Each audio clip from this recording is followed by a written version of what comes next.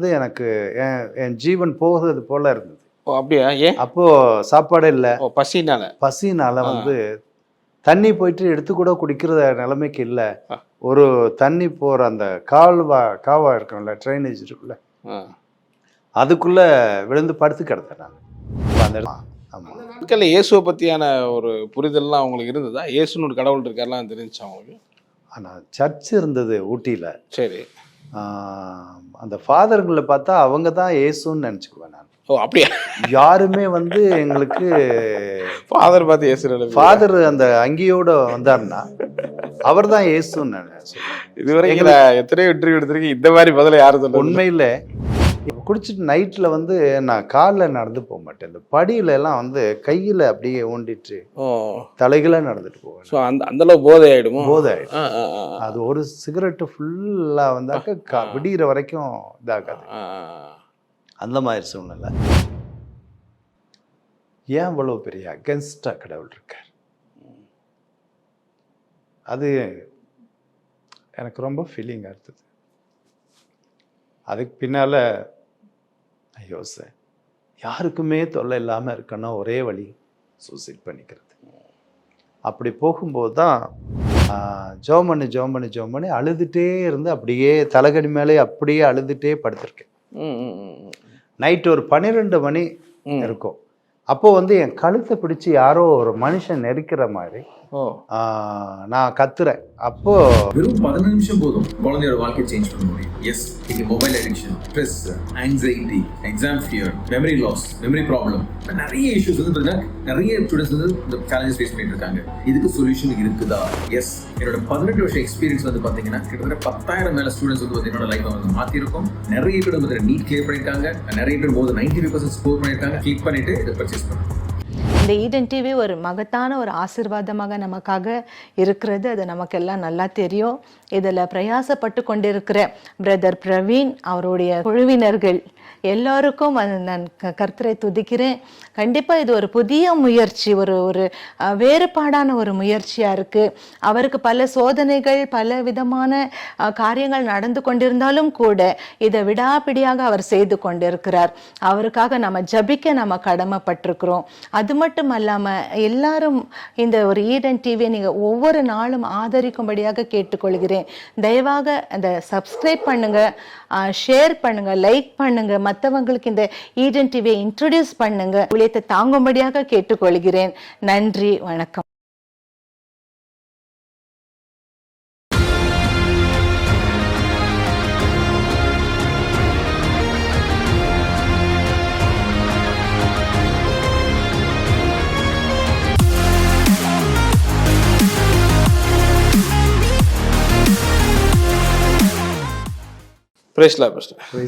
நல்லா இருக்கீங்களா? நல்லா இருக்கேங்க. ரொம்ப நன்றி உங்களுடைய நேர்காணலை எங்கள் ஈடன் டிவியில் கொடுக்கறது. ஸோ எங்களுடைய ஆசீர்வாதமாக நினைக்கிறோம். ஓகே, ஆக்சுவலாக முக்கியமாக என்னென்னா உங்களுடைய கிராம ஊழியம் ஊட்டியில் கிட்டத்தட்ட 40 வருஷம் நெருங்க போகுது. ஆமாம், ஊட்டியில் பண்ணிக்கிட்டு இருக்கிறீங்க. அது கேட்கும் போதே ரொம்ப பிரமிப்பாக இருந்துச்சு, ஆச்சரியமாக இருந்துச்சு. ஸோ உங்களை எங்கள் நேயர்களுக்கு அறிமுகப்படுத்துறதுல ரொம்ப சந்தோஷப்படுறோம். ஸோ உங்களுடைய சின்ன வயசுலேருந்தே நம்ம போகலாம், உங்கள் சாட்சியும் உங்கள் அனுபவத்தையும் அப்படி எங்கள் நேயர்களுக்கு ஷேர் பண்ணுங்கள். நீங்கள் பிறந்து வளர்ந்தது எல்லாமே ஊட்டி தானே? ஊட்டி தாங்க. ஓகே, ஊட்டியில் எந்த இடத்துல? முத்தோரை அப்படிங்கிற. அது ரொம்ப குக்கிராமமா எப்படி அது? ஆமாம் ஆமாம். ஊட்டிலேருந்து எவ்வளோ ஏதாவது பஸ்ஸு எல்லாம் இருக்குமா இல்லை எப்படி இது? இப்போ பஸ் எல்லாம் இருக்குது. சரி, என்னோட டைமிங்கில் வந்து நாங்கள் ஊட்டிக்கு வரணுன்னால நடந்து தான் வரணும், காட்டு வழியில் தான் வரணும். ஓ ஓகே ஓகே. எவ்வளோ கிலோமீட்டர் அப்படிலாம்? அது வந்து 10 கிலோமீட்டர். 10 கிலோமீட்டர் நடந்து வரணுமா? ஆமாம், நடந்தால் தான் ஊட்டிக்கு வர முடியும். ஓ, அந்த டைமிங்கில் வந்து ஒரு பக்கத்தில் ஒரு கடைனாலும் கூட ஒரு சின்ன பெட்டி கடை தான், சின்னதாக இருக்கும். ஓகே. பட் அந்த அளவுக்கு பெருசாக எதுவும் வாங்க முடியாது. எந்த பொருள் வாங்கினாலும் ஊட்டிக்கு நடந்து வந்தால் நீங்கள் தலை சுமையாக சுமந்துட்டு போகணும். நீங்கள் சொல்கிறது எத்தனை வருஷத்துக்கு முன்னாடி? ஒரு 50 வருஷத்துக்கு 50 வருஷத்துக்கு முன்னாடி சொல்லுவாங்க. Okay okay. ஸோ உங்களுடைய பேரண்ட்ஸ் என்ன பண்ணிட்டு இருந்தாங்க, பெற்றோர்கள்? அப்போ வந்து எங்கள் பேரண்ட்ஸ் வந்து எஸ்டேட்டில் இந்த தோட்டங்களில் தான் வேலை செஞ்சுட்டு இருந்தாங்க. கூலி வேலை தான். தோட்ட வேலை. கிறிஸ்துவை அறிஞ்ச குடும்பமா? இல்லை, கிறிஸ்தவ அறியாத அறியாத குடும்பமா தான் குடும்பம் இருந்தோம். தான். Okay okay. உங்க கூட பிறந்தவங்க எத்தனை பேர்? எனக்கு 7 அக்கா தங்கச்சிங்க, 3 அண்ணன் தம்பி. ஓ, நீங்க எத்தனாவது இதுல? நான் வந்து 6வது. ஓ, 6வது வந்தீங்களா? ஆமா. ஓகே. அந்த டைமிங்ல சொல்லணும்னா ரொம்ப கஷ்டத்துல இந்த 10 குழந்தைங்களை காப்பாத்துறதுல எங்க அம்மா ரொம்ப கஷ்டப்பட்டாங்க. ஒரு பஞ்சம் மாதிரி வந்தது. அந்த டைமிங்ல வந்து எங்களுக்கு சாப்பாடு வந்து ஓ, ஞாயிற்றுக்கிழமை எங்களுக்கு கொஞ்சம் வயிறு நிறைய சாப்பிடுவோம். ஆ. திங்கக்கிழமை கொஞ்சம் கம்மியாக சாப்பிடுவோம். ம். 3வது நாள் வந்து இன்னும் கம்மியாயிடும். அதுக்கு பின்னால வந்து எங்களுக்கு பட்டினியான ஒரு சுச்சுவேஷன். வாரத்தில் ஒரு நாள் அந்த ஒரு அட்வான்ஸ் மாய்க்க ஒரு அமௌண்ட் கொடுப்பாங்க. அதை வாங்கி அந்த சேலரியை வச்சு அம்மா வந்து வாங்கிட்டு வருவாங்க. அப்பாவும் போயிட்டு ஏதாவது செஞ்ச வேலை வாங்கிட்டு ஏதாவது பொருள் வாங்கிட்டு வருவார். பட் வந்தாலும் அது போதுமானதாக இருக்காது. நாங்கள் எல்லாருமே வந்து சாப்பிட்ற ஸ்டேஜ் வரும்போது வேலை இல்லை.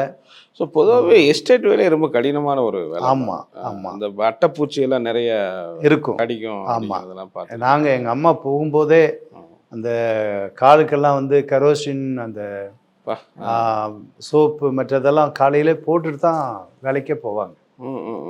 வரும்போது அவ்வளோ அட்டை இருக்கும். ஓகே. அந்த சூழ்நிலையில் வந்து எங்களுக்கு வந்து எங்கள் அம்மா என்ன செய்வாங்கட்டா, வாரத்தில் 2 நாள் வந்து அவங்க ஒரு ஒரு விதமான அந்த தலைவலி மற்ற இதுக்கெல்லாம் வந்து பச்சளை மருந்தெல்லாம் செய்வாங்க. செய்துட்டு செவ்வாய்க்கிழமையும் வெள்ளிக்கிழமையும் அவங்க வந்து ஃபாஸ்டிங் இருப்பாங்க. ஓ, இந்த ஃபாஸ்டிங்கில் வந்து ஃபாஸ்டிங் மீன்ஸ் அவங்க கடவுளை தெரியாது. கடவுளை தெரியாது. ஒரு ஆமாம், விரதம் இருப்பாங்க. விரதம் மாதிரி. விரதம் இருந்துட்டு அவங்க என்ன செய்வாங்க, சாமி ஆடுவாங்க. ஓ, அந்த சாமி ஆடுற பழக்கம் அவங்கள்ட்ட இருந்துச்சு. அப்போது அவங்கள தேடி வந்து நிறைய ஜனங்கள் வருவாங்க. பட் வந்தாலும் அவங்க வந்து ஒரு நம்பிக்கை அந்த சாமியாடி அந்த இது சொல்லுவாங்க இல்லையா, குறி சொல்லுவாங்க. சொல்ற மாதிரி. குறி சொல்லுவாங்க. நீங்கள் அதை அது நாங்கள் பார்த்துருக்குறோம். அதெல்லாம் முடிஞ்ச உடனே அம்மா வந்து ஒரு மயங்கி விழுந்துருவாங்க. அதுக்கு பின்னால் நாங்கள் வந்து கடவுளை தெரியாததுனால ரொம்ப கஷ்டப்பட்டோம். கஷ்டம்னா எங்களுக்கு வந்த கஷ்டம் வேற யாருக்குமே வரக்கூடாது. உங்களுக்கு மறக்க முடியாது. ஆமா. கஷ்டம்னா என்ன மாதிரி சொல்றீங்க? ஆமா, ஒரு நாள் வந்து எனக்கு என் ஜீவன் போகிறது போல இருந்தது. ஓ, அப்படியா? ஏன்? அப்போ சாப்பாடு இல்லை. பசினால வந்து தண்ணி போயிட்டு எடுத்து கூட குடிக்கிற நிலைமைக்கு இல்லை. ஒரு தண்ணி போற அந்த காவா இருக்கும்ல, ட்ரைனேஜ் இருக்குல்ல, அதுக்குள்ள விழுந்து படுத்து கிடந்தேன் நான். அப்போ அந்த இடத்துல தண்ணி இல்லை.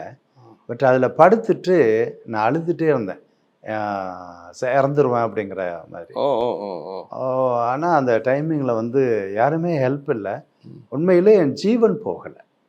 இதை யோசித்தாக்க உண்மையிலே என்னால் எப்படி சொல்கிறேன்னே தெரியல. அவ்வளோ மோசமான கண்டிஷன். பசியில் அவ்வளோ வேதனை. பசி எங்கேயுமே எதுவும் இல்லை. மயங்கிட்டேன். அதுக்கு பின்னால் எனக்கு மேலே உள்ள 3வது அக்கா வெளியில் போயிட்டு வந்தாங்க. வரும்போது ஏன்டா அங்கே படுத்துருக்க அப்படின்னு கேட்டாங்க. அப்போ நான் சொன்னேன், எனக்கு மூச்சு விட முடியல, என்னால் ஏந்திக்க முடியல, நடக்க முடியல அப்படின்னு.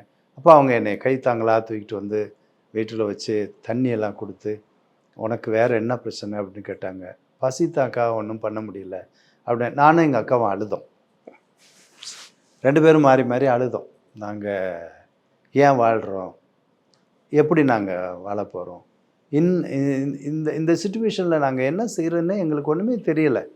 எங்களுக்கு வேலைக்கு போகவும் வேலை தரமாட்டாங்க, வீட்டில் இருந்தாலும் சாப்பாடு இல்லை. இந்த சூழ்நிலையில் இந்த எங்கள் அண்ணன் மட்டும் எங்கேயாவது போவார் வேலைக்கு. அந்த அப்போ படிக்கலையா? ஸ்கூல்லாம் அப்போ கிடையாது? ஸ்கூல் இருந்துச்சு. ஸ்கூல் போனால் அந்த டைமில் வந்து அவ்வளோ 10 கிலோமீட்டர் நடந்து போகணும். ஸ்கூலுக்கு அங்கேருந்து ஸ்கூலுக்கு 10 கிலோமீட்டர் நடந்து போகணும். அந்த 10 கிலோமீட்டரும் ஒரு சின்ன துணி பையில் பேக்கில் இது போட்டுட்டு 2-3 புக்கை எடுத்துட்டு இங்கே நடந்து போகணும். அங்கே போனால் ஒரு தவிடு மாய்க்கு ஒரு பிஸ்கட் தருவாங்க. சரி. அந்த பிஸ்கட்டுக்காக கொஞ்ச நாள் போய் பார்த்தேன். பிஸ்கட் கிடைக்குது. ஆமாம், பிஸ்கட் கிடைக்கும். மத்தியானத்தான் கொடுப்பாங்க, காலையிலலாம் கொடுக்க மாட்டாங்க, மத்தியானம் கொடுப்பாங்க. அப்போ போயிட்டு அந்த பிஸ்கட் வாங்கி சாப்பிட்டுட்டு இனி அது ஜீரணமாகறதுக்குள்ளே நான் வீட்டு வந்து சேர்ந்தா தான் பெஸ்ட்டு. ஆனால் என்னை ஓசியிலே பாஸ் பண்ணாங்க ஒரு குறிப்பிட்ட நாட்களில். படிப்பே வேண்டாங்கிற மாதிரி. எவ்வளோ படிப்பு இருந்துச்சாங்க? நான் 10th வரைக்கும் படித்தேன். ஸ்கூல்ல 10th வரைக்கும் தான் இருந்துச்சா இல்ல இல்லை 10th வரைக்கும் தான் இருந்தது? 8th வரைக்கும் தான் இருக்கும். ஓ. அதுக்கு பின்னால் வேற ஸ்கூலில் சேர்த்து 2 10th வரைக்கும் படிக்கலாம். ஓ அது நடந்தான் போய் படிச்சு நடந்தா போகும். ஸோ அப்போ கடவுள் நம்பிக்கை உங்களுக்கு இருந்திருக்காது இல்லையா? பெருசாக கடவுள் இருக்காரு நம்மளை காப்பாற்றுவார் அப்படிங்கிற ஹோப்லாம் இருந்ததா? இல்லை, உங்களுக்கு ஏன் வாழ்கிறோம் அப்படிங்கிற, ஏன் கடவுள் வந்து அப்பயே எங்களை எல்லாம் உண்டாக்கினார். கடவுள்னு ஒருத்தர் இருந்தாக்க அந்த கடவுள் ஏன் எங்களை ஏன் இப்படி வச்சிருக்கார். ஓ ஒரு நாளைக்கு சாப்பிட்றோம், 2வது நாள் குறைச்சி சாப்பிட்றோம், 3வது நாள் இன்னும் குறைச்சி சாப்பிட்றோம், 4வது நாள்லேருந்து இல்லாமல் இருக்கிறோம். எதுவுமே கிடையாது. எங்கள் அம்மா கடனும் வாங்கி ஒரு சில சமயத்தில் இது பண்ணுவாங்க. அந்த நாட்களில் இயேசுவை பற்றியான ஒரு புரிதல்லாம் அவங்களுக்கு இருந்ததா? இயேசுன்னு ஒரு கடவுள் இருக்காருலாம் தெரிஞ்சுச்சு அவங்களுக்கு? ஆனால் சர்ச் இருந்தது ஊட்டியில். சரி. அந்த ஃபாதர்களை பார்த்தா அவங்க தான் இயேசுன்னு நினச்சிக்குவேன் நான். ஓ அப்படியா? யாருமே வந்து எங்களுக்கு ஃபாதர் பார்த்து இயேசு, ஃபாதர் அந்த அங்கியோட வந்தாருன்னா அவர் தான் இயேசுன்னு நான் இதுவரைக்கும் எத்தனையோ இன்டர்வியூ எடுத்திருக்கேன், இந்த மாதிரி பதில யாரும் சொல்ல. உண்மையில் இயேசு யாருன்னு தெரியாது. இயேசு யாருன்னே தெரியாது. உண்மையாதான் இயேசுனா இவங்க தான் இயேசு போல, இவங்க தான் இயேசு. இன்னைக்கு இயேசு சொல்லும் போதே சொல்லுவோம், இந்த பாரு இயேசு போறாரு, இயேசு போறாருன்னு சொல்லுவோம். அவங்க யாருன்னு தெரியாது. நான் எங்க கிராமத்துக்குள்ள வந்து யாருமே சுவிசேஷம் சொன்னது. அந்த சிலுவையெல்லாம் பார்த்துருப்பீங்களா? என்ன நினைச்சிருப்பீங்க? சிலுவையெல்லாம் பார்ப்போம். அது வந்து இயேசுநாதரை சிலுவையில அடிச்சது, சரி, அவர் ஏதோ தப்பு பண்ணிருக்காரு அதனால அடிச்சிட்டாங்க, அந்த மாதிரி. இவரு ஒரு ஒயிட் இதுல போறவர், இவர் ஒரு இயேசு. ஆமா, இவர் தான் இயேசு, அப்படிதான் சொல்லுவோம். சரி சரி சரி. அந்த அந்த அந்த கிறிஸ்டியன்ஸ் தான் ஒரு சில டீச்சர்ஸ் இருந்தாங்க எங்களுக்கு. சரி சரி சரி. அவங்க சொல்லுவாங்க, உனக்கு என்ன வேணாலும் நாங்கள் உங்களுக்கு ஹெல்ப் பண்ணுறோம் வா அப்படின்னு சொல்லுவாங்க. ஆனால் நாங்கள் போனால் வீட்டில் சொல்லுவாங்க, பாரு உன்னைய நீ அடிக்கடி போயிட்டு அங்கே போகக்கூடாது, அது தப்பாக போயிடும், அதனால வந்து நீ என்ன செய்யணும்ட்டா இருக்கிற ஸ்தானத்தில் உன்னை காத்துக்கொள்ள அப்படிம்பாங்க. அப்போ பயம் அது ஒண்ணு. அப்புறம் எங்களுக்கு இயேசுவை பற்றி தெரியும். அப்படிதான் நீங்க வாழ்ந்தீங்க. ஆனா வாலிப நாட்கள்ல உங்களுக்கு ஏதாவது ஒரு கெட்ட பழக்கங்கள் அப்படிலாம் வந்துச்சா? நிறைய நட்பு ரீதியா ஸ்மோக் பண்றது, ட்ரிங்க் பண்றது, அந்த மாதிரிலாம் இருந்துச்சா? இல்ல அதெல்லாம் தாண்டி வந்தீங்களா? அப்போ வந்து என்ன செய்வாங்கட்டா, இந்த பசிக்கு போயிட்டு ஆரஞ்சு திருடுவோம். ஓ அப்படியா? பசிதான் பெரிய பிரச்சனை. பசிதான் எங்களுக்கு பிரச்சனை. ஏன்டா குடும்பத்துல எவ்வளவு வந்தாலும் அது கொஞ்ச நேரத்துல தீந்துரும். அப்போ அது அப்புறம் வந்து வேற ஏதாவது அந்த இந்த பழங்கள் திருடுறது, அந்த அந்த பழக்கம் இருக்கும். அதை ஒரு நாள் நான் திருடி ஒருத்தர் ஒரு நல்ல பெரிய குச்சி எடுத்து அடிச்சு எனக்கு இடுப்பு நகர முடியாம படுத்து. ஒரே ஒரு ஆரஞ்சு தான், அது வேலியில இருந்து கீழே விழுந்துருச்சு. சரி. அதை போய் எடுத்துட்டு வரும்போது நீ திருடிட்டான்னு சொல்லி அடிச்சாங்க. அப்போ அன்னைக்கு அதுக்கு பின்னால என்னை தூக்கிட்டு வந்து தான் வீட்டில் போட்டாங்க. அந்த இதில் அப்போ எங்கள் அம்மா சொன்னாங்க, இனிமேல் என்ன செய்யக்கூடாது, திருடுனாக்க இப்படி தான் அடிச்சிருவாங்க அப்படின்னாங்க. உண்மையில் என்ன நான் ஒரு இந்த வயசு வரைக்கும் சொல்லணும்னு சொன்னாக்க திருடுறதுல எனக்கு கை போகவே. அந்த ஒன்றுக்கு அப்புறம் சம்பவத்துக்கு பின்னால் ஆமாம், எங்கள் அம்மா அடிச்சடியில் எந்திக்க முடியலையா? அவ்வளோ இடுப்பு அப்படியே வீங்கிடுச்சு. நான் நினைக்கிறேன் அந்த டைமில் அடித்தது தான் இது வரைக்கும் இதோ அப்படிங்கிற மாதிரி கூட யோசிப்பேன் சில சமயங்களில். அந்த மாதிரி அந்த மாட்டு அடிப்பேன்னு சொல்லுவாங்க, அந்த மாதிரி முரட்டுத்தனமாக அடிச்சு போட்டு போயிட்டு ஒரு பழம் எடுக்கிறது, ஒரே ஒரு பழம் அது கீழே விழுந்து இருந்ததை எடுத்ததுக்கு. இந்த சூழ்நிலையில் அப்படியே இதாக போயிடுவேன். ஆமாம், போயிடுவேன். பட் ஒரு நினைக்கிற ஒரு 15 வயசுல வந்து அதுக்கு பின்னால் வந்து ஒரு தோட்டத்தில் போயிட்டு மிளகுக்கு வந்து அந்த கிளி வரட்டுறதுக்காக ஊருக்கு கூப்பிட்டு போனாங்க. சரி சரி. அதுக்கு எங்கள் அம்மாவுக்கு 100 ரூபா கொடுத்துருப்பாங்க. கொண்டு போய் அங்கே விட்டுருவாங்க. அப்போ அங்கே போயிட்டு என்ன செய்யணும்ட்டா, அந்த ஊரில் வந்து கிளி வரட்டிக்கிட்டே இருக்கணும், அந்த மிளகுங்களை வந்து கிளி கட்டி. அங்கே போன பின்னால எனக்கு கொஞ்சம் சாப்பாடுலாம் கிடைச்சி. எங்கள் அம்மா அதுக்காகத்தான் அனுப்பிச்சாங்க. போய் ஒரு வேளைக்கு ஒரு 3 வேளை அப்படி சொல்லலாம் சாப்பாடு கொடுப்பாங்க. அதை சாப்பிட்டு. சம்பளம் எவ்வளோ வாங்கினீங்க? சம்பளமெல்லாம் கொடுக்கவே இல்லை. அப்படியா? எந்த சம்பளமும் கொடுத்தது கிடையாது. 15 வயசு நீ வேலை பார்க்குறேன். ஆமாம். சம்பளம் வாங்கினதே இல்லையா? சம்பளம் வாங்கவே இல்லை. அப்படியே கொடுத்தாலும் எங்கள் அம்மாட்ட ஏதாவது கொடுப்பாங்க, அதனால அது அப்படியே போயிடுச்சு. பட் அது வந்து ஒரு குறிப்பிட்ட நாட்கள் என்னால் அதுக்கு மேலே இருக்க முடியல. நல்ல வெயில் இருக்கும். நாங்கள் இங்கே அந்த இதில் இருக்கிறதுனால கூலிங்கான பிளேஸில் இருக்கிறதுனால சரி. எனக்கு அங்கே வந்து தாங்க முடியல. ஆ, அப்புறம் வர்றவங்க கிட்ட எல்லாம் சொல்லி அனுப்பி அப்புறம் அம்மா வந்து கூப்பிட்டு போயிட்டாங்க. அப்போ நீங்கள் அந்த 15 வயசு அப்படி இல்லை, அப்படியே இப்போ உங்கள் லைஃப் போகுது. அப்போ எவ்வளோ என்ன டேர்னிங் நடக்குது, அடுத்தடுத்து என்ன நடக்குது உங்களுக்கு? அது 19 வயசுலன்னு நினைக்கிறேன். அப்போ வந்து எனக்கு அந்த வேலை செய்கிறவங்க மூலமாக ஊட்டி டவுனுக்கு போனீங்கன்னாக்கா உனக்கு நிறைய சம்பளம் கிடைக்கும், சரி, அங்கே போயிட்டு வேலை செய்யலான்னு ஊட்டியில் ரேஸ் கோர்ஸில் வந்தேன். சரி. புல்லெல்லாம் வெட்டணும், அதெல்லாம் க்ளீன் பண்ணணும், அந்த சரி மாதிரி சரி வேலைகள். சரி சரி. அப்படி செஞ்சுட்டு இருக்கும்போது ஒரு அண்ணன் சொன்னார், நீ இப்படியே இங்கே இது பண்ணிட்டு இருக்கேடா, ஏதாவது போயிட்டு ஒரு வேலையில் சேர்ந்துக்கோ அப்படின்னு. அப்போ வந்து கவர்மெண்ட் ஜாப்பில் சேர்றது வந்து ரொம்ப ஈஸியாக இருந்துச்சு. பட் அவருக்கு கொண்டு போய் என்ன செஞ்சார், ஃபாரஸ்ட் டிபார்ட்மெண்ட்டில் வந்து ஒரு டெம்பரரியாக என்னை வந்து வேலைக்கு ஃபாரஸ்ட் இதில். ஓகே. ஆமாம். அப்போ அதில் வந்து ஃபயர் வாட்சர்னு சொல்லுவாங்க, தீ பிடிக்காமல் ரோட்டோரங்களில் ரவுண்ட் அடிச்சுட்டு பார்க்கணும். அப்புறம் அதுக்கு பின்னால் நர்சரி இந்த நாற்றுகள்லாம் உருவாக்குற இடம் அதில் போட்டாங்க. அங்கே இருந்தேன். அங்கே இருக்கும்போது தான் எனக்கு வந்து ஒரு சான்ஸ் கிடைச்சி அந்த வேலையே வந்து பெர்மனெண்ட் ஆகுற மாதிரி ஃபீல்டு வாட்சராக ஒரு வேலை கிடைச்சிது. அப்போ அந்த வேலை ரொட்டீன் அப்படியே பண்ணிட்டு இருக்கீங்க. எத்தனை வயசு வரைக்கும் அப்படி பண்ணுறீங்க? அதுக்கு 4 வருஷம் பக்கம் ஓகே டெம்பரரியாக புக் பண்ணேன். அது பின்னால் 8 வருஷம் வந்து பெர்மனெண்ட்டு. ஃபாரஸ்ட்டில் சேர்ந்த பின்னால் நான் எல்லா கோவிலுகளுக்கும் போவேன், எல்லா இதுங்களுக்கும் போவேன். அப்போ போகும்போது அந்த அந்த போகிற நேரத்தில் எனக்கு வந்து நான் வந்து ஏதாவது காசு வசூல் பண்ணால் தானே போக முடியும். யாத்திரையெல்லாம் பண்ணுவேன், பாத யாத்திரையெல்லாம் பண்ணி எல்லாம் பண்ணுவேன். கடவுள் நம்பிக்கை எல்லாம் அந்த கடவுள் நம்பிக்கை வந்துச்சு. கடவுள்கிட்ட நம்பினாக்க அதில் ஒரு சிலர் கூட்டிகிட்டு போனாங்க, போனேன்னா நல்லா ஆயிடுவேன் அப்படின்னு. அப்போ நான் அப்படியும் போனேன். அப்படி போயிட்டும் என்ன இல்லைன்னு கேட்டால் மன அமைதி இல்லை.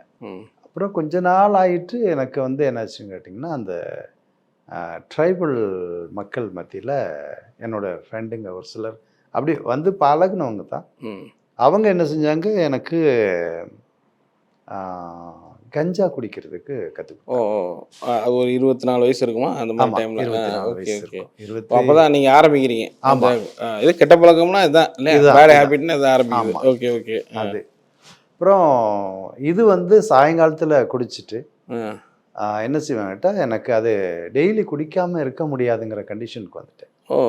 ஓகே. அப்போ வந்து எல்லாருமே ஃபேமிலியில் எல்லாருமே வந்து அதுக்கு பின்னால் கொஞ்சம் ஓரளவுக்கு நல்ல நிலைமைக்கு வந்துட்டாங்க. எல்லாரும் வேலைக்கு அங்கங்கே போக ஆரம்பிச்சிட்டோம் இந்த சூழ்நிலையில். அப்போ தான் என்னன்னு கேட்டிங்கன்னா, எனக்கு வந்து கஞ்சா பழக்கம் வந்துருச்சு. கஞ்சா பழக்கம் வந்துச்சு. சரி. அந்த குடிச்சிட்டு நைட்டில் வந்து நான் காலில் நடந்து போக மாட்டேன், இந்த படியில எல்லாம் வந்து கையில் அப்படியே ஊண்டிட்டு தலைகளாக நடந்துட்டு போவேன். ஸோ அந்தளவு போதை ஆகிடுமோ? போதை ஆகிடும். அது ஒரு சிகரெட்டு ஃபுல்லாக வந்தாக்க விடிகிற வரைக்கும் இதாகாது, அந்த மாதிரி சூழ்நிலை. அப்புறம் டிபார்ட்மெண்ட்டில் இருந்ததுனால இந்த ஃபீல்டுக்குள்ளே போகும்போது ஒரு மலையிலேருந்து ஒரு 7 மலை அப்படியே நடந்தே போவேன். போயிட்டு இந்த ஊரில் ஏறி இன்னும் ஒரு 10-15 கிலோமீட்டர் தூரத்துக்கு அடிச்சுட்டா கஞ்சா அடிச்சு. ஆமாம், அப்படி போவேன். போயிட்டு அடுத்த ஊரில் போயிட்டு இறங்கி தான் பஸ் ஏற முடியும். கார் இதெல்லாம் யாரும் ஏற்றவும் மாட்டாங்க, ஏறினதும் கிடையாது. டிபார்ட்மெண்ட் வண்டியில், ஃபாரஸ்ட் டிபார்ட்மெண்ட் வண்டியில் ஒரு குறிப்பிட்ட நாட்களில் நான் ஏறி போயிருக்கேன், மற்றபடி வேற எதுவுமே கிடையாது. அப்போ நடந்து போயிருவீங்க? நடந்து தான் போவோம். இந்த கஞ்சா அடிச்சுட்டு. ஆமாம், ஒன்றுமே தெரியாது, பெயினே தெரியாது. தெரியாது. அந்த பல கிலோமீட்டர்ல இருக்கும் நீங்க சொல்றதெல்லாம் பார்த்தா. ஆமா, 10 கிலோமீட்டர் 15 கிலோமீட்டர்லாம் நடந்தே போய் இறங்கி நடந்து போகணும், போயிட்டு இதுக்கு சேரணும். ரெண்டாவது போற வழியில வந்து இப்பெல்லாம் நல்ல தண்ணி எல்லாம் இப்போ குடிக்கிறோம்ல, அப்போ அப்படி இல்லை. எருமை படுத்து இருக்கும், கரடி படுத்து இருக்கும், அதுங்க தூங்கிட்டு ஏந்திச்சு போயிடுச்சுன்னா அந்த இதில் தேங்கி இருக்கிற அந்த தண்ணியை அப்படியே உறிஞ்சி குடிச்சிட்டு போயிடுவோம். அதில் வந்து என்ன இருக்கு எது இருக்குன்னு தெரியாது, எந்த சிக்குமே வரல. அப்படியா? ஆமாம், சளி பிடிக்காது. போதையில் அப்படி அப்படி பண்ணுறதா? அப்படி ஏதோ ஒரு இதில் வந்து போயிடுவான். அப்புறம் அதுக்கு பின்னாடி டெய்லி அது அடிக்ட் ஆகிட்டீங்க? அடிக்ட் ஆகிட்டேன். அந்த மாதிரி இதாச்சு. அப்புறம் இவங்க இந்த கொஞ்சம் பக்தியாக போயிட்டு ஏதாவது செய்யணும் அப்படிங்கிறதுக்காக எங்கே எந்த கோயிலில் வேணாலும் போயிட்டு வேண்டுதல் செய்கிறது. என்னை இதுலேருந்து ஒரு விடுதலை கிடைக்கணுமே, எப்படியாவது எனக்கு ஒரு விடுதலை கொடு ஆண்டவரே அப்படின்னு சொல்லி போயிட்டு நான் கேட்குறது. Okay okay. அப்படி கேட்கும்போது எனக்கு எந்த இடத்துலையுமே பதில் வரலை அப்படிங்கிறது மட்டும்தான் எனக்கு உங்களால் விட முடியல. விட முடியல. ப்ரேயர் பண்ணாலும் இந்த சூழ்நிலையில் என்னால் விட முடியல. சரி சரி சரி. இதுலேருந்து ஒரு விடுதலை. வீட்டுக்கு தெரியுமா உங்களுக்கு இந்த மாதிரி இதாயிருக்கீங்க? வீட்டுக்கு அம்மா? ஆமாம், அவங்கெல்லாம் வந்து அழுதுவாங்க. எங்கள் அம்மாலாம் அழுவாங்க. நீ இப்படியெல்லாம் ஆகக்கூடாது, உன்னை எவ்வளோ இதாக நான் பாதுகாத்தோம், நீ ஏன் இப்படி பண்ணுற அப்படின்னு சொல்லுவாங்க. ஆனால் எங்கள் அம்மா பார்த்த மாதிரி எந்த அம்மாவும் பார்க்க முடியாது, அவ்வளோ நல்லா பார்க்குவாங்க. உங்கள்கிட்ட வறுமை மட்டும்தான் இருந்துச்சே தவிர வேற எதுவுமே. ஸோ அப்படியே உங்கள் வாழ்க்கை எவ்வளோ வருஷம், எவ்வளோ நாட்கள் அப்படி கடந்து போச்சு? 26 நினைக்கிறேன். அந்த டைமிங்கில் வந்து நான் வந்து நான் தங்கியிருந்த ரூமில் ஒரு பிளான் பண்ணுறேன். இந்த உலகத்தில் கடவுளுங்கிறது ஒன்றும் இல்லை. சரி. எல்லாம் ட்ரை பண்ணி பார்க்குறீங்க? ஆமாம், எல்லாம் 3-4 வருஷம் இல்லை கஞ்சா அடிச்சுட்டே இருக்கீங்க, ட்ரை பண்ணி பார்க்குறீங்க, ஒன்றும் இதாகலை, விட முடியல. ஆமாம். அப்போது இப்படி நம்ம வாழ்றது வேஸ்ட்டுன்னு சூசைட் பண்ணணும் அப்படின்னு பிளான். ஸோ எவ்வளோ கடவுள்கிட்ட போகிறீங்க, உங்களுக்கு அது விடுதலை வரல, கிடைக்கல. ஸோ அன்றைக்கி தான் அந்த ரூமில் திங்க் பண்ணுறீங்களா? ஆமாம். Okay okay. என்ன நினச்சிங்க? தற்கொலை பண்ணிக்கலாம்? கடவுளை தேடி பார்த்தோம், இது வரைக்கும் கிடைக்கல. சரி.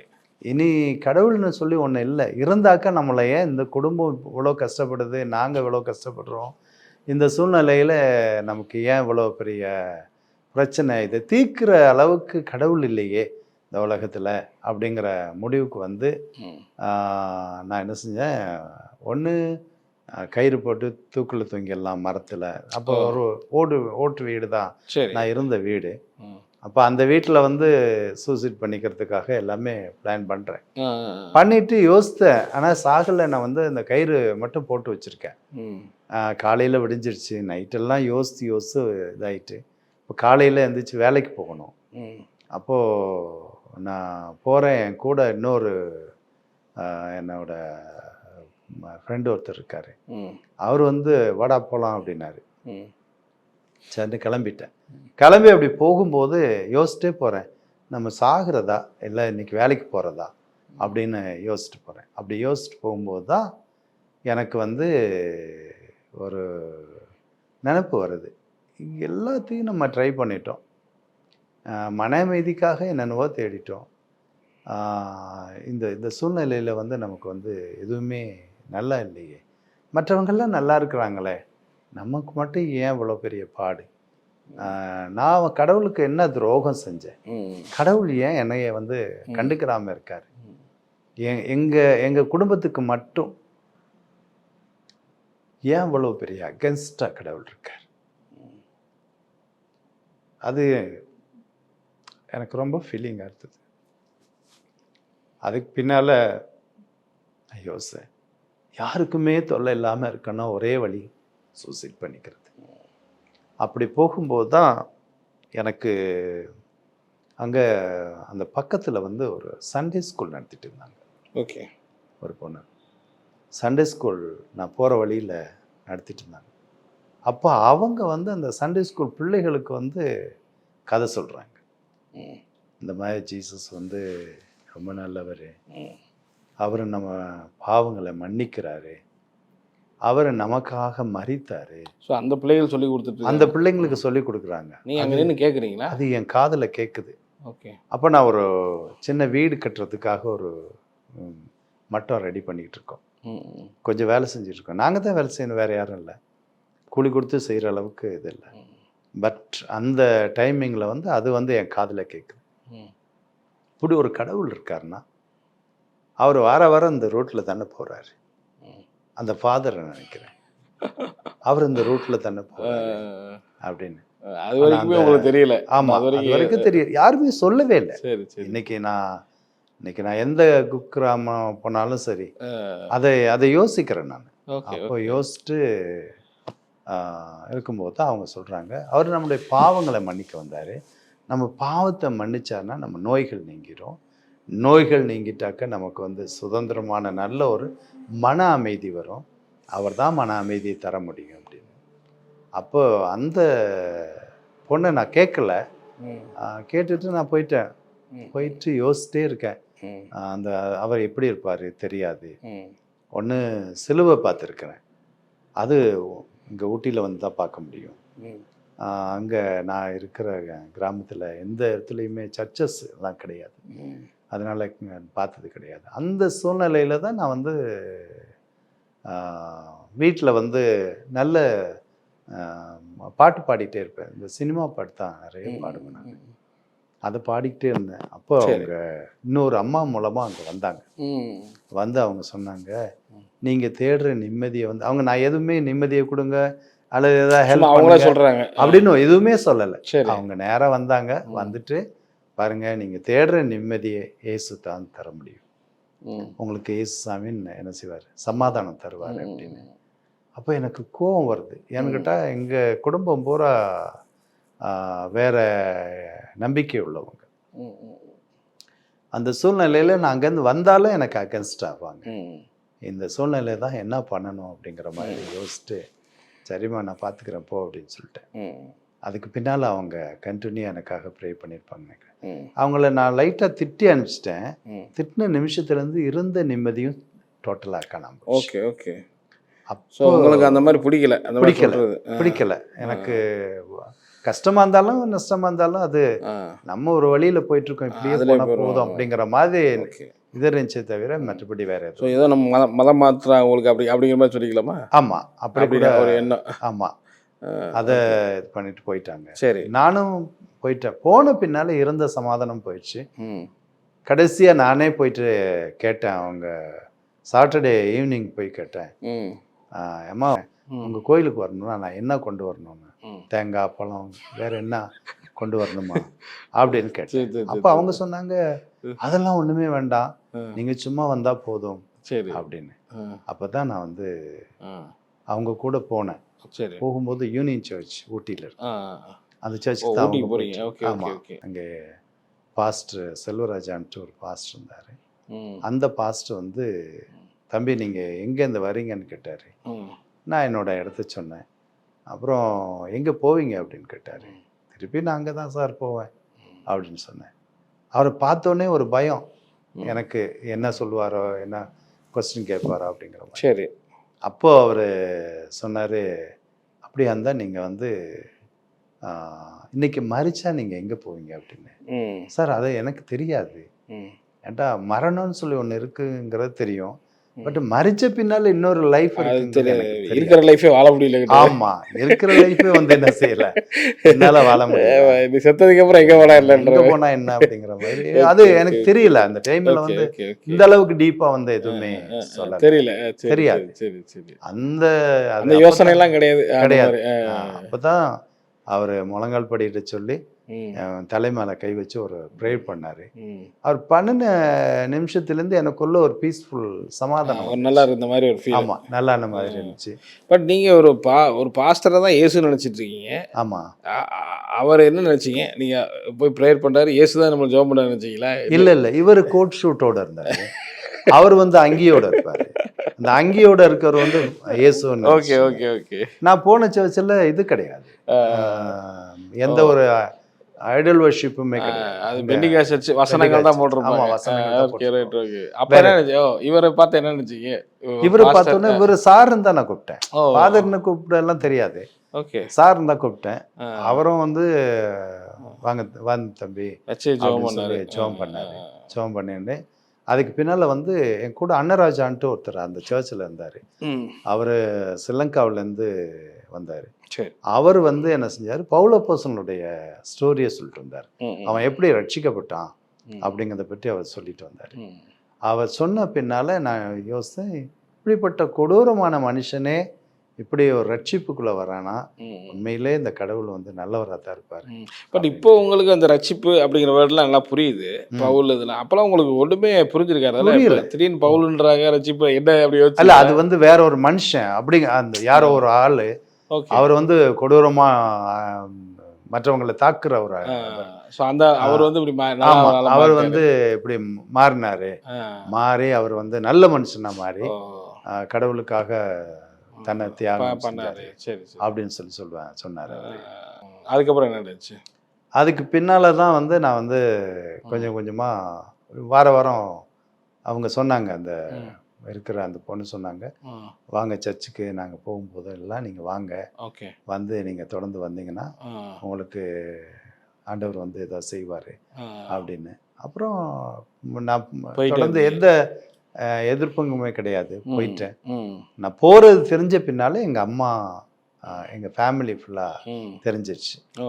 அப்போ அவங்க எல்லாம் வந்து என்ன சொன்னாங்கன்னு கேட்டால், நீ வந்து இப்படி போகக்கூடாது, அப்படி போகிறது வந்து தப்பு, ம். நம்ம உயிரே போனாலும் இப்படித்தான் இருக்கணும், ம். நம்ம வந்து வேற எங்கேயும் போயிடக்கூடாது. அம்மா வார வாரம் அந்த சாமி ஆடுறது இருந்துட்டே இருந்துச்சா? அது அப்பவும் செஞ்சுட்டு அப்பவும் இருந்துட்டு தான் இருந்துச்சு. Okay okay. பட் ஆனால் அவங்க இருக்கிற வீட்டுக்கும் நான் இருக்க வீட்டுக்கும் ஓ, டிஸ்டன்ஸ் இருக்கு. டிஸ்டன்ஸ் ம், இருந்துச்சு. சரி சரி. அதனால நான் போகிறது அவங்களுக்கும் தெரியாது. ம். இப்படி தொடர்ந்து போக ஆரம்பித்தேன். ஸோ அவங்க சொன்னாலும் நீங்க போயிட்டு தான் இருக்கிறீங்க. போயிட்டு நல்லா தான் இருக்கு. போயிட்டு தான் இருந்தேன். அப்போ இந்த பைபிள் கொடுத்தாங்க, ம். அதை வாங்கிட்டு வந்து படிக்க ஆரம்பித்தேன். அதில் என்னன்னு கேட்டிங்கன்னா, மற்ற புக்கெல்லாம் ஈஸியாக படிச்சிடலாம், ம். இந்த பைபிள் மட்டும் படிக்க முடியாது, ம். ரொம்ப ஹார்டாக இருக்கும். வாசிக்கிறதே ரொம்ப tough-ஆ கஷ்டமா தான் இருந்துச்சு. வாசிக்கிறது. கஷ்டமாக இருந்துச்சு, ஓகே ஓகே. வாசிக்க முடியல. ஆ. அப்போது அதை கேட்டேன் நான் இவங்க, சரி சரி. இது ஏன் இந்த புக்கில் மட்டும் இப்படி எழுதியிருக்காங்க, இதை வாசிக்கிறதே ஒன்றுமே புரிய மாட்டேங்குதே அப்படின்னு. அப்போ அவங்க சொன்னாங்க, நீங்கள் எந்த புக்கு வேணாலும் வாசிடலாம், சரி சரி. பைபிள் வந்து ஒரு ஜீவனுள்ள வார்த்தை, ஓகே. இது கடவுளுடைய வார்த்தை, ம். ம். ஒரிஜினலாக உங்களுக்கு வந்து கடவுள் வந்து கொடுத்துருக்கிறாரு இதை. ம். ம். அதனால வந்து நீங்கள் என்ன செய்யுங்க, இதை உண்மையாக நம்பிக்கையோட வாசித்தாக்க ம். உங்களுக்கு நல்லது நடக்கும் அப்படின்னு சொல்லுவாங்க. அப்படின்னு ஓகே. அப்படிமாங்க. ஸோ அப்போ அப்படியே உங்கள் லைஃப் போகுது இல்லை? பைபிள் படிக்கிறீங்க, புரியல, அவங்கள்ட்ட கேட்குறீங்க, வேற என்ன சொன்னாங்க? அவங்க சொன்னாங்க, இப்படி தான் இருக்கும், சரி but படிக்க படிக்க படிக்க படிக்க என்ன செய்யும், உங்களுக்கு புரிஞ்சிடும் அப்படின்னு. சரி சரி. அப்படி நான் படிச்சுட்டு வரும்போது தான் கடவுளை பற்றி இன்னும் அதிகமாக தெரிஞ்சுக்கணுமேங்கும்போது யோவான் 3:16 வந்து ஓ. ஒரு வசனமாக எழுதி என்கிட்ட கொண்டாந்து கொடுத்தாங்க. ஓ. தேவன் தம்முடைய ஒரே பேரான குமாரனை விசுவாசிக்கிறவன் அவன் கெட்டு போகாமல் நித்திய ஜீவனை அடையும்படி அவரை தந்தருள் இவ்வளவாய் உலகத்தில் அன்பு கூர்ந்தாருங்கிறத வந்து அதை கொடுத்தாங்க. பட் டெய்லி பார்ப்பேன், பட் ஆனால் அதோட மீனிங் தெரியாது. அதுக்கு பின்னால் வந்து பாஸ்டர்கிட்ட போய் கேட்டேன், பாஸ்டர் இது எப்படி அப்படின்னு சொல்லும்போது தான் அவர் சொன்னார், இல்லை இதுதான், இதுக்காகத்தான் கடவுள் வந்ததே இந்த உலகத்தில் அப்படின்னு. உண்மை கடவுள் உண்மையாக வந்து உங்களை ரட்சிக்கிறதுக்காக, உங்களை பாதுகாக்கிறதுக்காக, உங்களை ஆசீர்வதிக்கிறதுக்காக அவர் இந்த உலகத்தில் வந்தார். அவர் வந்து இந்த உலகத்தில் வந்து உங்களுக்காகவும் எனக்காகவும் ரத்தம் சிந்தினார். ஸோ அந்த ஸ்டோரி எல்லாம் அவர் சொல்கிறாரு. ஓகே. சொன்ன பின்னால் சரின்னு நம்பிக்கையோட நான் வந்து அதுக்கு பின்னால் நம்ப ஆரம்பித்தேன். சரி. அப்புறம் எனக்கு ஒரு மன அமைதி வந்தது. இதில் இந்த இந்த சூழ்நிலையில் வந்து எனக்கு பீஸ்ஃபுல்லாக இருக்குது. ஓகே.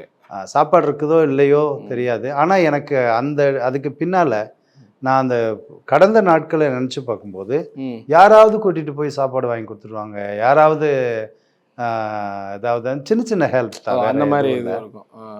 இந்த கஞ்சா பழங்கள்லாம் இருந்துச்சு, அது என்ன ஆச்சு உங்களுக்கு? டெய்லி அது விட முடியாம தான் இருந்தது. அப்பயும் பைபிள் படிச்சுட்டு சர்ச்சுக்கு போயிட்டு 1.5 வருஷம் நான் விடலை.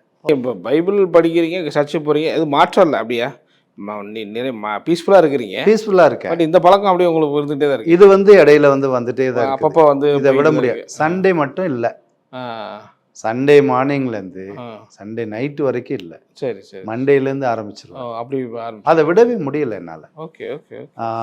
இது எப்படி விடுறது அப்படின்னும் எனக்கு ஒன்றுமே தெரியல. சரி சரி. இந்த சூழ்நிலையில் தான் ஒரு நாள் எங்கள் சர்ச்சில் வந்து ஆராதனை முடிஞ்ச பின்னால் ஈவினிங் வந்து ஒரு 3 to 4 வந்து என்ன செய்வாங்க, யூத் மீட்டிங் வைப்பாங்க. அப்போ நான் மேரேஜ் பண்ணலை. சரி. அப்போது அவங்க என்ன செஞ்சாங்க, யூத் மீட்டிங்கில் எங்கள் பாஸ்டர் கேட்டார், நீங்கள் யார் அப்படிங்கிறத வந்து கடவுள் வந்து பார்க்குறாரு, அதனால் நீங்கள் வந்து உங்கள் இந்த வசனத்தை வச்சுங்க, அதே 3:15. ஸோ ஆதாமே எங்கே இருக்கிறாய் அப்படின்னு சொல்லி ஆண்டவர் கேட்குறாரு 3:9. அப்போது அவர் கேட்கும்போது அவன், தேவரீர் நான் பாவம் செய்து தோட்டத்துக்குள்ளே ஒளிந்திருக்கிறேன் அப்படின்னு சொல்கிறான். அந்த ஆதாம்ங்கிற இடத்துல உங்கள் பேரை வைங்க. ஓகே. வச்சுட்டு நீங்கள் என்ன செய்யுங்க, நீங்கள் இப்போ கடவுள் வந்து கேட்குறாரு உங்ககிட்ட, நீங்கள் எங்கே இருக்கிறீங்க, நீங்கள் எப்படிப்பட்ட ஆள், என்ன செய்கிறீங்க, நீங்கள் எவ்வளோ மனம் திரும்பியிருக்கீங்கிறத பற்றி நல்ல ஒரு பிரசங்கம் பண்ணார். பிரசங்கம் பண்ணிட்டு சொன்னார், பாஸ்டர் சொன்னார், வச்சுட்டு நீங்கள் ஜெபம் பண்ணுங்க அப்படின்னு. அப்போ நான் வச்ச உடனே என்னோட பேர் அந்த இடத்துல வச்ச உடனே உண்மையிலே நான் வந்து வீக் ஃபுல்லாக வந்து நான் தப்பு பண்ணுறேன். அந்த சண்டே மட்டும்தான் நான் வந்து பரிசுத்தமாக இருக்கிறேன். சண்டே நைட்லேருந்து திருப்பியும் ரிட்டன் அகைன் என்ன செய்கிறேன் ஆரம்பிக்கிறேன் அப்படிங்கிறது வந்த உடனே தேம்பி தேம்பி அழுக ஆரம்பிச்சேன். அப்போ தான் வந்து என்னால் தாங்கவே முடியலை. நான் எவ்வளோ பெரிய துரோகம் பண்ணுறேன், நான் எப்படிப்பட்ட தவறான ஒரு நபராக இருக்கிறேன். நான் மற்ற நாளெல்லாம் யாருமே பார்க்கல, இந்த சண்டே ஸ்கூல் டீச்சரும் பார்க்கல, பாஸ்டர் பார்க்கல, வேற யாருமே பார்க்கறதில்ல. நான் வந்து ஃபாரஸ்ட்டுக்குள்ளே இருக்கிறதுனால சரி யாரும் பார்க்கறதில்ல, என்னை யாரும் கேட்கறதில்ல. அதனால வந்து நான் அப்படி செய்கிறேன், தப்பு பண்ணுறேன். ஆனால் கடவுள் என் கூட தானே இருந்திருக்கிறாரு. அவர் வந்து என்னை தேடித்தானே வந்தார். இந்த தேடி வந்த கடவுளுக்கு நான் என்ன செய்யலை, நான் முழுசுமாக ஒப்பு கொடுக்காம நான் மறைஞ்சு கடவுள் என்னை பார்க்கல அப்படிங்கிற நோக்கத்தில் நான் என்ன செய்கிறேன், இந்த தவறை செஞ்சிட்ருக்கேனே அப்படின்னு சொல்லி ரொம்ப துக்கப்பட்டு அழுகும்போது நான் நினைக்கிறேன் 1986 ஜூன் 21 வந்து அந்த அந்த மீட்டிங்கில் வந்து நான் வந்து சொல்கிறேன். ஓகே, இந்த மாதிரி ஏறக்குறைய 3:45 நான் சொல்கிறேன், ஆண்டவரே நான் இன்னையிலேருந்து என்ன செய்கிறேன், நான் விட்டுறேன். ஆனால் நீங்கள் தான் என்ன செய்யணும், முழுசுமாக காப்பாற்றணும். நான் நாளைக்கு நான் வந்து ஒரு சிகரெட்டோ வேறு ஏதோ ஒரு போதைப் பொருளோ நான் குடித்தா, ஆண்டவரே என் உயிரை எடுத்துருங்க, எனக்கு வேண்டாம் அப்படின்னு நான் அழுது ஒப்பு கொடுத்தேன். இப்போ நீங்கள் ஃபுல்லாக ஆண்டவரை அன்னைக்கு ஒரு மாற்றம். ஆமாம், இல்லை அந்த 1986 நடந்ததுக்கப்புறம் இந்த லைஃபா? அப்புறம் நீங்கள் இதே பண்ணலை, ஃபுல்லாக கஞ்சா இல்லை ஸ்மோக் பண்ணுறது எல்லாமே விட்டு? இல்லை, அதை விடுறதுக்கு என்னன்னு கேட்டிங்கன்னா, அன்னைக்கு நைட் போயிட்டு சரி நான் ஒரு இதில் வீட்டில் போயிட்டு சாப்பிடவே இல்லை. போயிட்டு பெட்டு மேலே அப்படியே தலகணி மேலே தலையை வச்சுட்டு, எனக்கு அப்போல்லாம் ஜெபிக்கலாம் தெரியாது, எப்படி ஜெபிக்கணும்னு தெரியாது. அப்போது என்னால் முடிஞ்ச அளவுக்கு ஸ்தோத்திரம் பண்ணிட்டு அப்படியே இது பண்ணி, ஆண்டவரே நீங்கள் இந்த இதுலேருந்து என்னை விடுதலை செய்யுங்க, என்னை ஆசீர்வதிங்க, இப்படி இந்த மாதிரி வார்த்தைகள் மட்டும் சொல்லி ஜெபம் பண்ணேன். சரி, ஜெபம் பண்ணி அழுதுகிட்டே இருந்து அப்படியே தலகடி மேலே அப்படியே அழுதுகிட்டே படுத்திருக்கேன். நைட்டு ஒரு 12 மணி இருக்கும். அப்போ வந்து என் கழுத்தை பிடிச்சி யாரோ ஒரு மனுஷன் நெருக்கிற மாதிரி நான் கத்துறேன். அப்போ இயேசுவே என்னை காப்பாத்துங்க, இயேசுவே என்னை காப்பாத்துங்கன்னு அன்னைக்கு தான் நான் அந்த பீடி சிகரெட்டை விடுறேன்னு சொன்னேன். அந்த அன்னைக்கு வந்து என்னை கழுத்தை பிடிச்சி ஒருத்தர் நெருக்கிறான், அப்படியே நசுக்கிட்டு இருக்கான். அப்படி நசுக்கும் போது நான் கத்துறேன், ஆண்டவரே என்னை காப்பாத்துங்க, காப்பாத்துங்க, இயேசுவே காப்பாத்துங்க. இப்படி நான் சொல்லிட்டு இருக்க எனக்கு முன்னால இந்த மெய்ப்பனின் கோல்ல பார்த்தீங்களா, ஒரு கோல் ஒரு ஆடு கையில வச்சுட்டு ஜீசஸ் இருக்கிற மாதிரி பார்த்து அந்த அந்த அந்த உருவம் அந்த அந்த அந்த அப்படியே நான் வந்து பார்க்குறேன் அந்த என்னோட ரூம்ல. ஓகே ஓகே, அந்த போட்டோ வந்து உங்கள்கிட்ட கிடையாது. பட் ஆனால் நீங்கள் பார்க்குறீங்க, அது ஒரு பார்த்து பின்னால தான் அந்த இதை போய் சர்ச்சில் போய் பார்க்கும்போது அங்கே ஒரு புக்கு இருந்துச்சு. அதுக்கு பின்னால் லேட்டாக தான் நான் அந்த இதை பார்த்தேன். ஆனால் இதுதான் ஃபர்ஸ்ட் டைம் இப்படி பார்க்குறேன். இதான் ஃபர்ஸ்ட் டைம் பார்க்குறேன். சரி, அப்படி பார்க்குறேன். என்னோட ரூம் ஃபுல்லாக ஆக்சுவலாக வந்து நான் இருந்த ரூமில் வந்து லைட் கிடையாது. அங்கே வந்து என்ன கேட்டீங்கன்னா, கெரோசினில் வந்து மேலே ஒரு இது திரி போட்டு விளக்கு மாதிரி போட்டு கெரோசின் உள்ளே ஊற்றி அதில் வந்து பற்ற வச்சிரும். அது அப்படியே எரிஞ்சிட்டே இருக்கும். அந்த விளக்கு மட்டும்தான் இருந்துச்சு. பட் ஆனால் அந்த ரூம் ஃபுல்லாக வந்து நல்ல பிரைட்டாக இருக்குது. எனக்கு யோசிக்கவே முடியலை. அப்படி பார்க்கும்போது அந்த அந்த அந்த ஜீசஸுடைய அந்த உருவத்தை அன்னைக்கு தான் நான் பார்க்குறேன். பார்க்கும்போது அந்த கண்ணு ரெண்டும் வந்து பார்த்தீங்கன்னாக்க லைட் ப்ளூவில் வந்து ஒரு மாதிரி கண். சரி, அப்படியே அதை நான் பார்க்குறேன். பார்த்து ஒரு 2 நிமிஷம் அப்படி பார்க்குறேன்.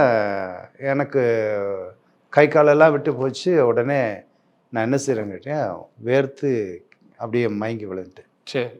அது மட்டும் தான் உங்களுக்கு ஞாபகம் இருக்கு. அது மட்டும்தான் ஞாபகம் இருக்குது. ஓகே. அதை அடுத்து நான் திருப்பியும் வந்து, ஆனால் நான் பார்த்துட்டு கண்ணெல்லாம் தொடச்சிட்டு நான் பார்க்குறேன் திருப்பியும் அதை பார்க்க அப்படியே அந்த உருவம் அப்படியே அந்த இதில் நின்றுட்டே இருக்காரு. அது ஏதோ பேசினாரா? பேசல இல்ல, எதுவும் பேசல, அமைதியா மட்டும் நிக்கிற மாதிரி. ஆமா, அமைதியா எந்த வார்த்தையுமே பேசல. அதுக்கு பின்னால வந்து ஆனா இவனை மட்டும் தூக்கி ஒரு பெரிய ஒரு